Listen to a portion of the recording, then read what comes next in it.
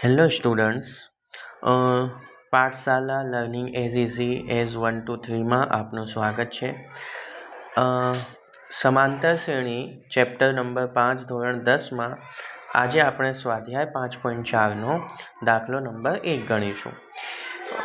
એમાં એવું કીધું છે કે સમાંતર શ્રેણી 121, 117, 113નું પ્રથમ ઋણ પદ કયું હશે? ઠીક છે. અને આપણને કીધું છે કે ભાઈ an ઇઝ લેસ ધેન 0 થાય તેવો સૌથી નાનો n શોધવાનું છે, બરાબર. તો અહીંયા જે દાખલામાં આપણને જે વિગતો આપેલી છે સૌપ્રથમ આપણે એ લખી નાખીએ. તો અહીંયા આપણને a બરાબર a એટલે શું? તો a એટલે પ્રથમ પદ. a એટલે પ્રથમ પદ.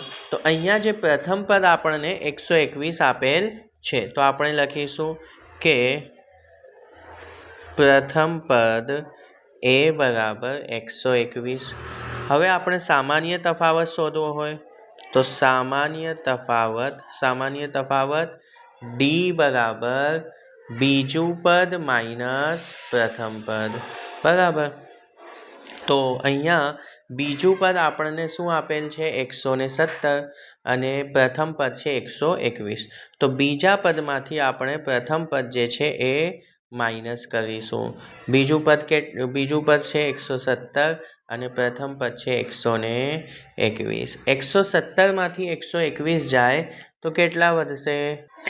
રાઈટ, -4. તો આપણને ડીની વેલ્યુ મળી ગઈ -4, બરાબર.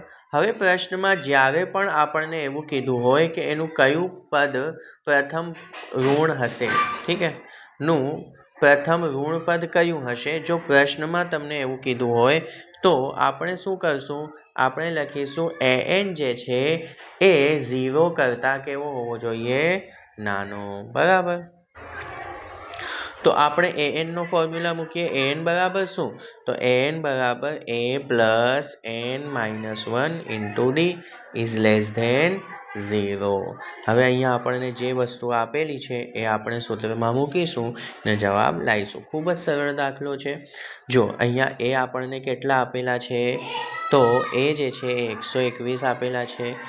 n કયું પ્રથમ પદ ઋણ હશે, બરાબર. તો આપણે n અહીંયા શોધવાના છે, ઠીક છે. અને ડીની કિંમત જે છે એ -4 આપણે અત્યારે શોધી લીધી. તો a બરાબર 121, n શોધવાના છે, ડીની વેલ્યુ -4 ઇઝ લેસ ધેન 0. માટે 121. જો હવે અહીંયા જે -4 છે એનો આપણે આ બ્રેકેટમાં જે બંને પદ છે એમની સાથે ગુણાકાર કરશું. તો -4 ગુણ્યા n કેટલા થઈ જશે? -4n. અને -4 ગુણ્યા -1, યસ, +4, વેરી ગુડ. તો -4 ગુણ્યા n -4n, -4 ગુણ્યા -1 +4 ઇઝ લેસ ધેન 0. હવે 121 ને 4 કેટલા થશે? Yes, 125. -4n is less than 0. તો 125 -4n બરાબરની બીજી સાઈડે અહીંયા આવશે. -4n અહીંયા છે અને આપણે અહીંયા લઈ આવીએ તો એ પ્લસમાં થઈ જશે, બરાબર. તો ચાલો આપણે મૂકીએ.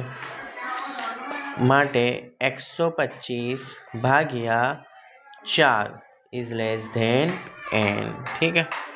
હવે જુઓ અહીંયા 125 ભાગ્યા 4 છે, તો આપણે 125 ને 4 વડે ભાગીએ. 4 તરી 12, 0 ઉપરથી 5 ઉતારો, 4 એકા 4, 1 વધશે, બરાબર. તો આપણો જે જવાબ આવશે 125 ભાગ્યા 4 એ આવશે 31, 1 ભાગ્યા 4 ઇઝ લેસ ધેન n. એટલે કે હવે 31 કરતાં વધારે, જો ઋણ સંખ્યા નંબર ક્યારે ઋણ તો હોય નહીં, 1, 2, 3, 4 એમ કોઈ બી પદ ઋણ ના હોય. માટે 31માં કરતાંય નાનો હશે, એટલે કે n બરાબર 32. ઓકે, તો આપણે પરીક્ષામાં લખીશું કે આમ સમાંતર શ્રેણીનું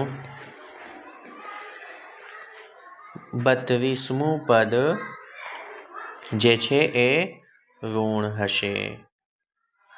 ઓકે.